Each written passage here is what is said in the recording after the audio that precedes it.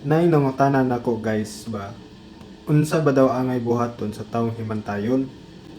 Para nako guys, ang tubag ana, pasagdi.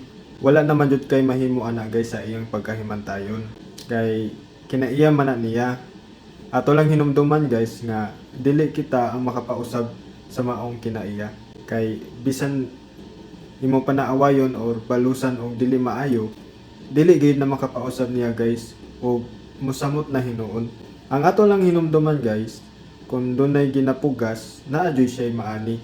So tuguti ang panahon nga maoy magbag-o sa iyang kinaiya guys. Ug sa ulahi makaamgora siya sa iyang binuhatan. Ang atuwa ani guys, pabilin ta kun unsa ta, maningkamot pud ta nga atong ipakita nga na ating mga success. Bisan tuod nga nagkalisod ta, malipayon gihapon ta. Ug tuod guys nga maayo ra gihapon natong pagtagad nila bisan gisaway ta. Sa tinuod lang jud sagad magbag-o ang mga himantayon guys. Usahay ang ilang gipanabi mabalera o maunay sa ilahang mga ginabuhat, mao nga makarealize sila guys. Kung maayo ta pagtagad kanila guys, mobati pud na sila og konsensya. So maura na ako ika-comment guys no. So ikaw, unsa man ang imong ikatambag niini?